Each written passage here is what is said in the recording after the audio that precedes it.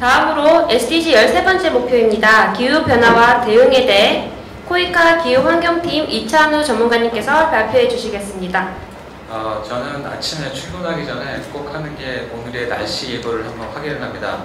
그 이유는 어제의 날씨와 오늘의 날씨가 다르기 때문이죠. 그러면 기후는 어떨까요? 기후 예보란 말을 한번 들어보신 적 있으신가요? 한 달 전에는 열대성 기후가 지금은 온대성 기후로 바뀌었다. 아마 그런 일은 없을 겁니다. 근데 이런 기후가 온난화 현상으로 변하고 있다는 겁니다. 자, 그러면은 기후는 변하면 안 되는 건가요? 꼭 그렇지는 않아요. 그 지구가 만들어진 이래를 보면은 기후는 끊임없이 바뀌어져 왔습니다. 그러면은 과연 무엇이 문제일까요? 이것은 속도의 문제입니다. 너무나 빠르게 변하고 있다는 거죠. 너무나 빠르게 변하기 때문에 그 영향이 벌써 일부 지역에서는 나타나고 있고, 그리고 지금과 같은 속도가 지속된다고 하면은 멀지 않은 장래에 인간을 포함한 모든 생명체가 살기 힘든 환경이 되겠다. 바로 그 점입니다. 그러면 왜 이렇게 속도가 빨라졌을까요? 그거는 우리 인간이 에너지원으로 사용한 화석연료가 대표적인 이유가 되겠습니다. 즉 인간의 행위에 의한 것이다 라는 것인데요. 1979년인가요? 제1차 세계 기후회의 때 인간활동에 의한 기후변화 가능성이 인정되었습니다. 이 이후로 국제사회에서는 기후변화 문제를 지금 이 순간까지도 너무도 많은 논의를 해오고 있어요. 1992년에는 기후변화 협약이 채택이 되었고, 이 기후변화 협약의 결과로 매년 1년마다 그 당사국들이 총회를 여는데요. 그 교토에서 열린 세 번째 그 당사국 총회에서는 교토 의정서가 채택이 되었습니다. 이 교토 의정서는 한마디로 선진국들이 그 온실가스 감축을 하도록 의무사항을 주는 겁니다. 그리고 그 방법을 제시했는데 그게 바로 교토 메커니즘이라는 거죠. 그 교토 메커니즘은 시장 경제 논리를 도입한 걸로 굉장히 당초에는 너무 많은 관심을 가졌지만은 이게 굉장히 표류를 하고 많은 난항을 거듭하다가 결국에는 2020년에 종료가 예정이 되어 있습니다. 그리고 현재는 그 2020년 이후에 신기후 체제를 협의하기 위해서 이제 국제사회가 논의를 하고 있고요. 올 12월 파리에서 21번째 이 당사국 총회에서 이 포스트 2020 이 신기후 체제가 협의될 예정으로 있습니다.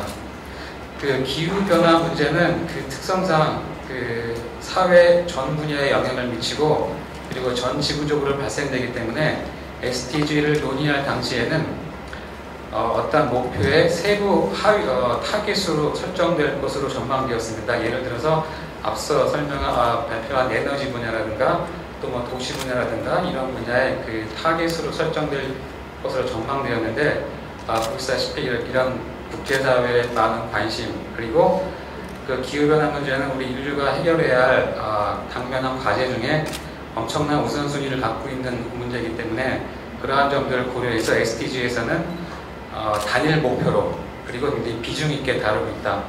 그렇게 보시면 되겠습니다. 여기 오른쪽에 있는 그래프를 보시는 게 조합원 와치에서 나온 자료인데요. 그 기후변화는 대부분 개도국에서 굉장히 취약합니다. 여기 이 테이블을 보시면은 이게 그 기후변화가 취약한 상위 10개 나라를 그 나열을 한 건데 대부분이 개도국입니다. 그럼 개도국은 왜 이렇게 기후변화에 취약할까요? 그 이유는 역량과 자원이 부족하기 때문입니다. 즉 이런 기후변화에 취약하기 때문에 이것이 하나의 그 발전의 장애 요인이 되고 있고 한편 선진국을 보게 되면은 개발을 통해서 이미 상당한 발전을 이뤘습니다.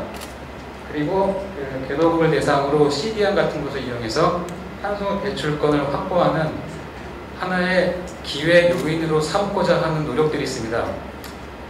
그 기후변화 문제를 해결함에 있어서 선진국과 개도국이 공동으로 노력해야 한다는 것은 뭐 당연한 사실이겠습니다만 그 안에를 살펴보면은 이 선진국과 개도국 간에 이러한 입장차가 있다.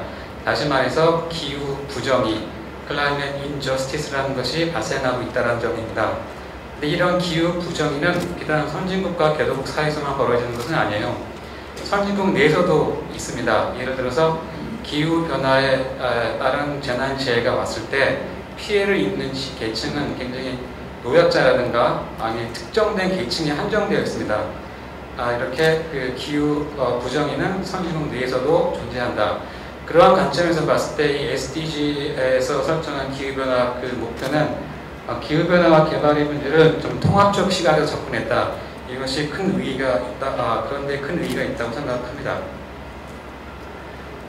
그 기후변화 이 이슈는 그 MDG에는 없었던 사안이고요. 새롭게 추가가 되면서 그렇게 많은 그 세부 목표가 있지는 않습니다. 그 첫 번째와 두 번째는 국가 단위 이행력 제고에 대한 내용이고요. 세 번째와 네 번째는 교육과 역량에 관련된 내용이고 나머지는 재원에 대한 내용입니다. 그 이 세부 목표를 살펴봄에 있어서 굉장히 간과해서는 안 되는 사안 중에 하나는 국제사회에서 기후변화 문제를 논의할 때 그 기후변화에 관련된 주요 결정사항은 UNFCCC 주도로 이루어진다는 점입니다. 따라서 SDG에서 다루는 기후변화 문제는 UNFCCC와 그리고 기타 환경협약과 일관성을 가져야 된다는 것이죠. 따라서 그 SDG는 그런 일관성을 가지면서 기후 부정의를 해소하고 그리고 보편적이고 그리고 차등화된 책임을 반영해야 한다는 점입니다. 그러한 점에서 이 5가지 목표를 봤을 때는 적절하게 설정되었다고 생각합니다. 뒤집어서 얘기를 하면은 이 세부 목표를 구체적으로 설정할 수 없었던 이유도 가능합니다. 앞서서 에너지 부분을 발표할 때에도 기후변화가 언급이 됐었고요. 신재생 에너지도 언급이 됐었습니다. 그러한 측면이 있고, 그 마지막에 재원을 보시면은 여기 녹색 기후 기금이라는 게 GCF죠. 이게 언급이 되어져 있습니다. GCF는 기후 변화 문제를 해결하기 위해서 조성된 재원입니다. UNFCCC 당사국 총회에서 그 설립이 결정된 건데요. 그 SDG에서 이런 GCF를 언급하고 있는 것은 역시 UNFCCC와 일관성을 갖고 그리고 GCF의 성공을 좀 지원하겠다. 그러한 측면으로는 해석이 되겠습니다. 그 기후 재원에 대해서 좀 더 살펴보면요. 그 오른쪽에 그래프를 보시면은 그 OECD 다 그래프를 보면은 기후변화 양재원조 규모가 증가하고 있습니다. 굉장히 긍정적인 현상이라고 판단이 됩니다. 그 국제사회에서는 2000년대 이후에 기후변화 문제를 해결하기 위해서 어느 정도의 재원이 필요할까 그 비용 산정을 해왔는데요. 물론 그 비용 산정 그 방법에 따라 다소간의 차이는 있지만 대략적으로 연간 한 1000억 불 정도가 소요된다는 게 공통적인 견해입니다. 그리고 그 OECD DAC의 그 민간 재원을 제외한 OECD DAC의 ODA 규모가 연간 1000억 불입니다. 따라서 이런 기후변화 해결을 위한 그 재원 조성이 얼마만큼 절실한가를 알 수 있고요.